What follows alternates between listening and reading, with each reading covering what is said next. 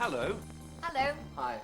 Today we talk about health and illness. We look at what to say if you're feeling ill. And how to give advice to other people when they're feeling ill.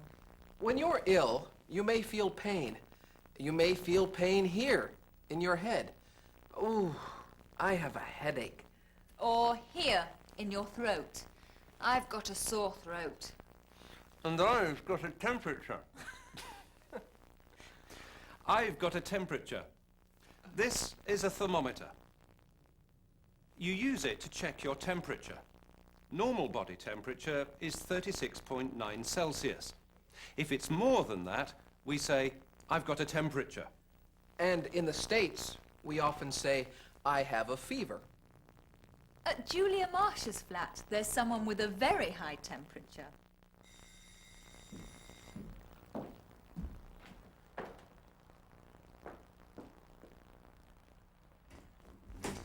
Good morning, Julia. Hello, James. Good morning, James. Carl, what are you doing here? Aren't you going back to Germany today? He isn't very well. What's the matter with you? I don't know. I have A sore throat. yes, I have a sore throat and a headache. I feel off. Have you got a temperature? What do you mean? Are you very hot? Do you have a high temperature? Oh, yes, I think so. I think you've got flu. You ought to see a doctor as soon as possible. Here in England? I don't know. I think you should go back to your hotel and you should call a doctor. But I have to be back in Germany tomorrow.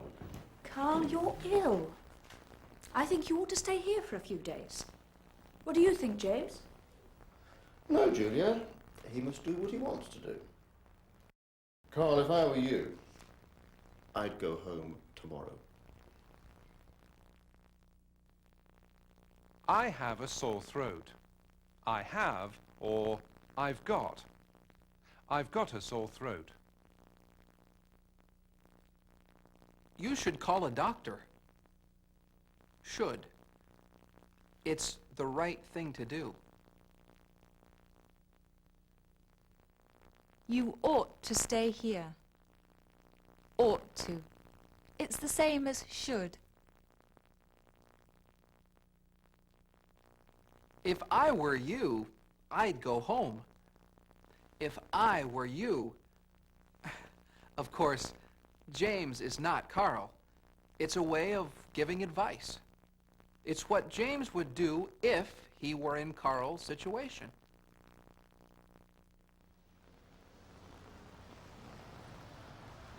What would you do if someone gave you £1 million?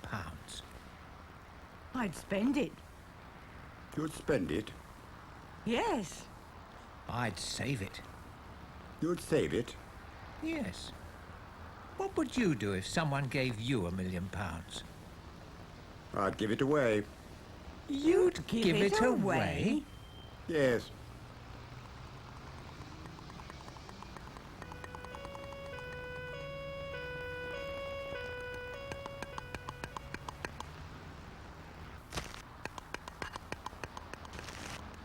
£1 million? I'll spend it. How much for your beans? £1 million exactly. And I'll give it away. Thanks. And I'll save it. Oh. What would you do if someone gave you £1 million? What would you do if someone gave you £1 million? I'd spend it. I would spend it. I'd spend it. What would you do if someone gave you £1 million or $1 million? If somebody gave me $1 million, I'd contribute 1/10 to my church. I'd do that. And the rest I'd use to pay off my bills and spread around my family. I would buy a very nice house somewhere hot and have a very large studio and a boat.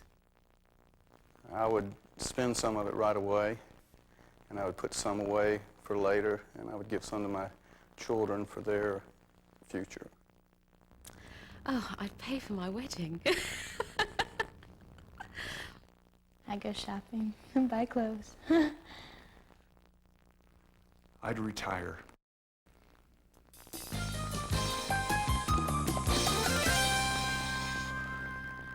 What would you do if you were ill when you were in another country? Would you go back home immediately? That's what Carl Schiller wants to do, but Julia has other ideas. Don't argue, Carl. I'm taking you to see my doctor now. No, I don't want to do that. Why not? What are you worried about? I don't like doctors. What do you mean you don't like doctors? Well, actually, I'm afraid of them. What? It's true. I'm frightened of going to the doctors. I understand. I'm the same. Oh, come on, both of you. Don't be so silly. Listen, it's all right. I feel much better now. I think I should go back to Germany and have a rest for a couple of days, then I'll be fine, really. Okay, if that's what you want to do. Thank you for all your help, both of you. You've been very kind. Don't mention it. I hope you feel better soon. Thank you. I'll call you next week about advertising the new computer. Good. Okay, I'll show you out. Thank you. Bye-bye.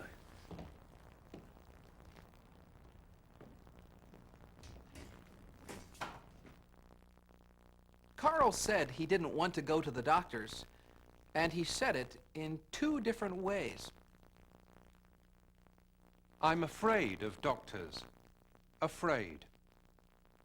I'm frightened of going to the doctors. Frightened. Some people are afraid of going to the doctors, and a lot of people are very frightened of going to the dentists.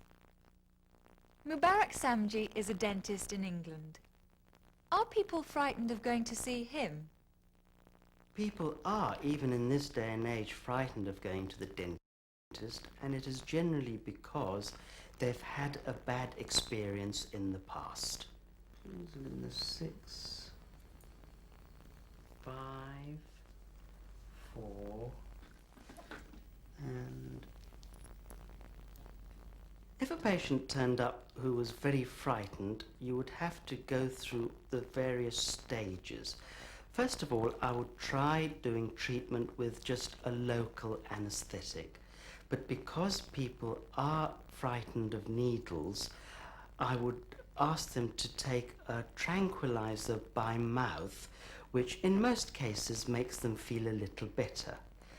But you do also get patients who are beyond that, and for them they would have to have a tranquilizer administered in their vein.